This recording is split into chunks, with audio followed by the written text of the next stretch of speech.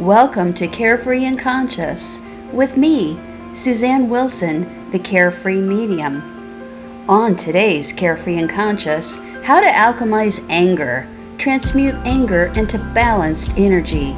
If you enjoy this type of content, be sure that you like and subscribe and share with your friends. And now, Carefree and Conscious, how to alchemize anger.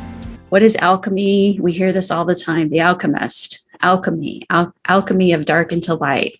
The most basic definition I know is alchemy has a force that causes a change, and this change is greater than the sum of the parts of the original whole.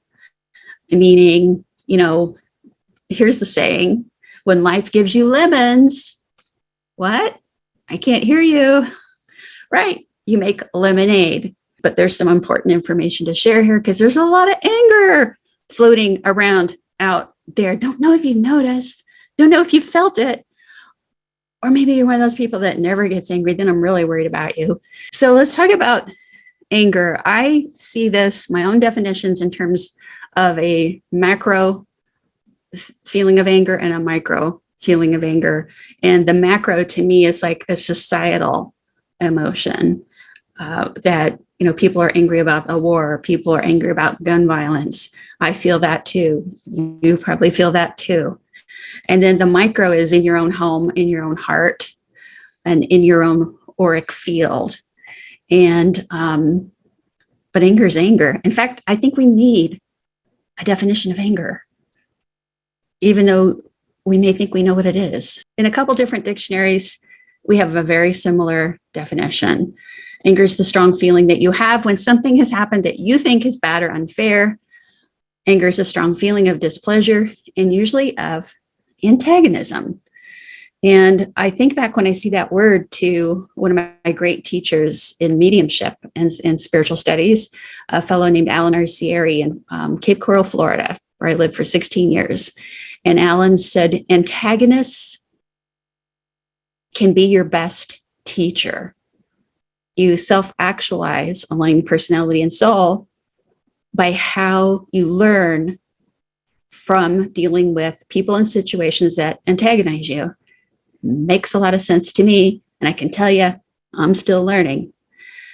Other words would be annoyance, acrimony, animosity, enmity, exasperation, rage, vexation, and wrath, which always reminds me of Star Trek, Wrath of Khan. What a word that is. That just sounds like I've got my sword and I'm ready to fight. And right now, having come through being locked down and people being sick and dying and all the fear, and then, more fear piled on and piled on, piled on, we're in a period of time where my guides say people are quicker to go to wrath, which is like the extreme anger, and we need help. And hopefully these things that they've had me write down for you will help.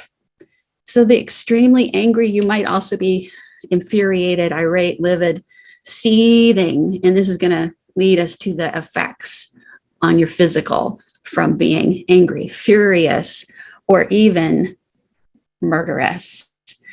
And we can talk all day about mental health issues, but I'm here on a specific mission to talk about our everyday anger, and the collective anger, the macro anger and the micro anger.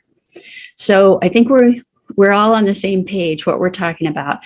We're not talking about just resentment or jealousy or envy. We're talking about these very strong emotions that can run through us as part of the human existence.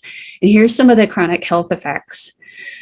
So high blood pressure can lead to heart attack, stroke. Believe it or not, type 2 diabetes. Yeah, I read that yesterday and I was shocked. There's a couple of studies about the etiology of how chronic anger can lead to type 2 diabetes, which we know can be very, very serious. It weakens your immune system. It can cause TMJ disorder or exacerbate at the very least, because we're holding ourselves tightly. You hear that saying, somebody's tightly wound, or they're uptight. And don't take my word for it. Look at the Journal of American Medical Association. It's JAMAnetwork.com/journals and just type in anger. You're not going to believe all the studies that are out there. You think you already know this, but we just know the tip of the iceberg. Now, outside of the internal health, there's self-injury from an impulsive action. I can remember one time I was staying in a hotel and I was barefoot, and I was talking on the phone, and the person was really ticking me off. And I just stomped around that hotel, and not being familiar with where I was, I ran toes first into a leg of a chair and broke 2 toes.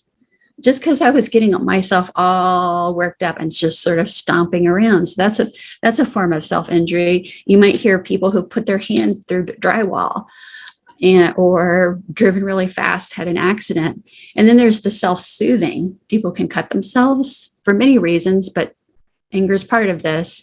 There's all kinds of addictions and violence that can result. I think we're all having inflation because of things that are going on in the world, and it just kind of piles on for us because there's a spiritual effect, alienation, feeling defensive and unhappy, and that's the spiral that I've seen it. I've seen it more in the last couple of years than I think. Oh boy, since the real estate bubble burst in 2008, I saw a lot of it then, people worrying about their retirement plans and things like that. And I think this past couple of years is even worse though. And I'll be giving you good news about this shortly, but just bear with me, because if we don't talk about our hurting, we can't heal it.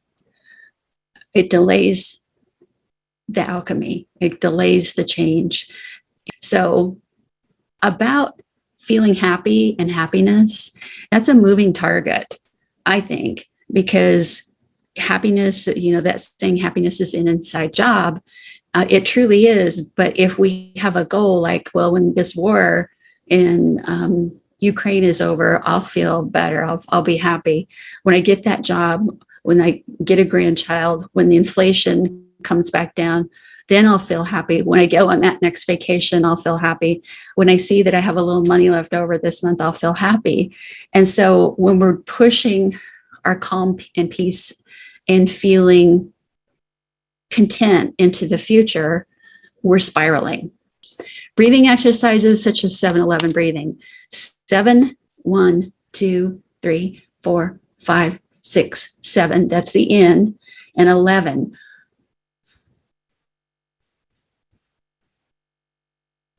I can only get to 9 right now. But when I first started doing this, is about 2 years ago, I started trying this one, or maybe 3. I could only get to 5 or 6 on the out breath. The first time I tried it, it would take me 10 or 12 breaths to get to 11.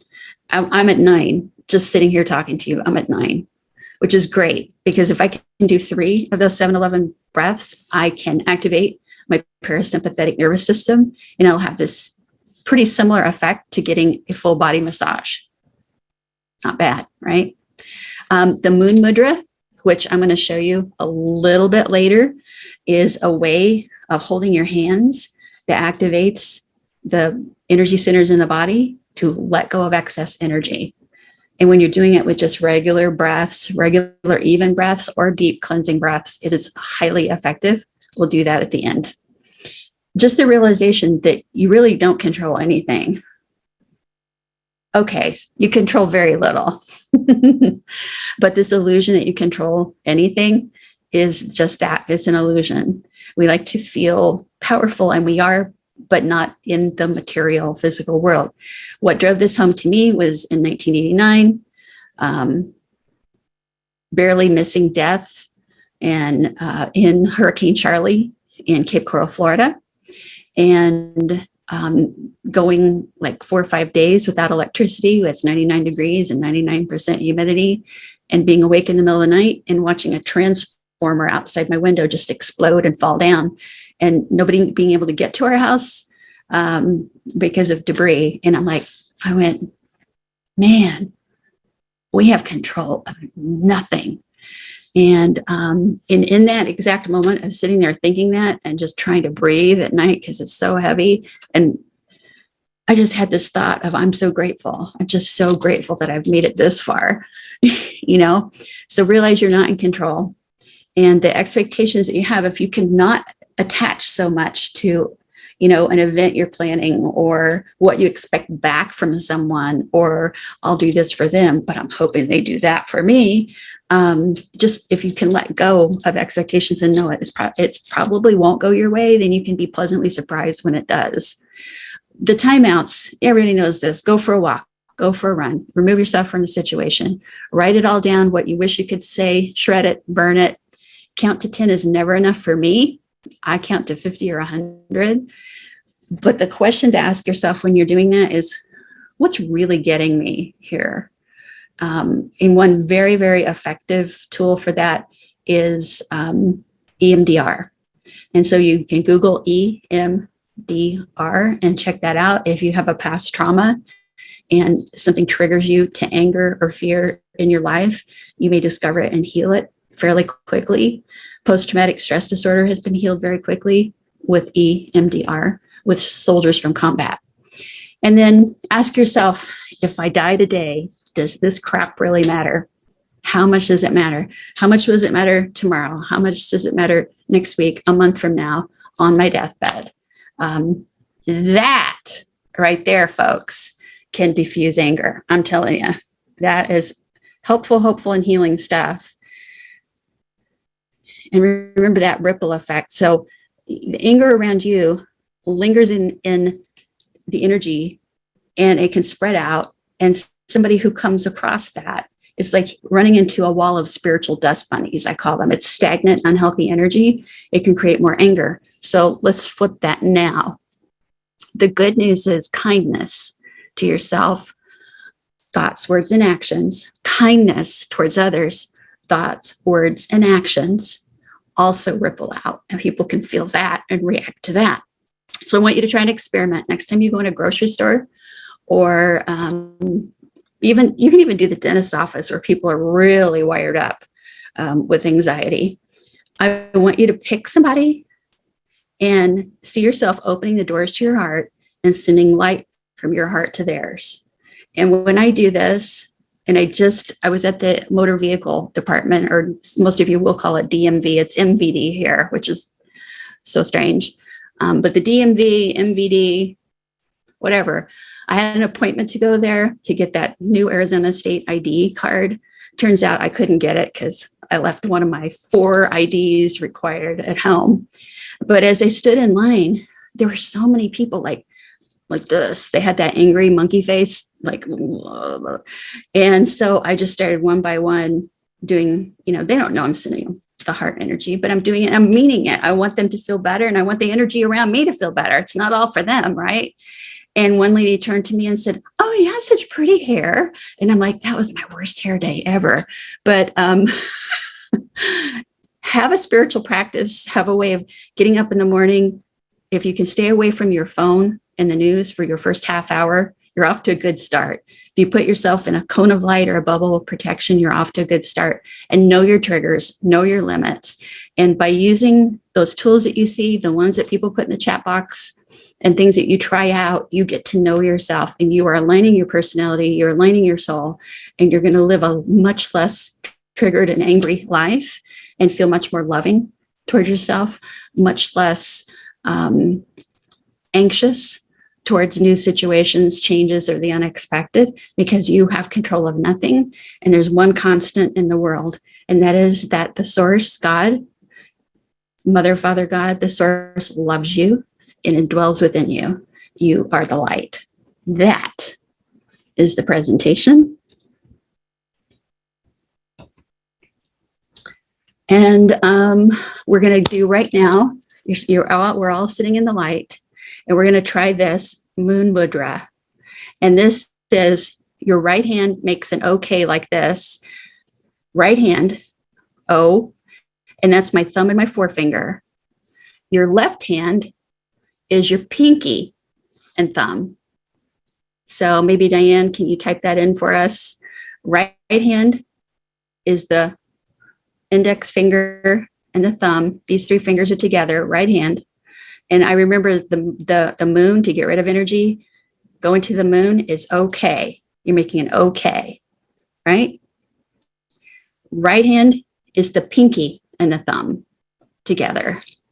And just rest your hands, palms up in your lap, close your eyes. Just take one huge, big breath in and let this breath out.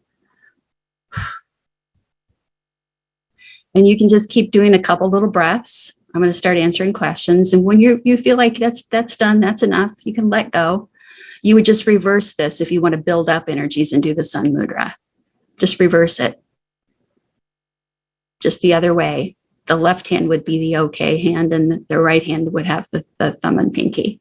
Yes. I'm going to see you guys soon, I hope, in the pendulum class, or here next month, or group reading, or online. We have classes pre-recorded for streaming online. I would love to see you anywhere, and I'm sending you love with a capital L. That's love from my heart to yours. Love from Carefree. Bye-bye. Bye, everybody.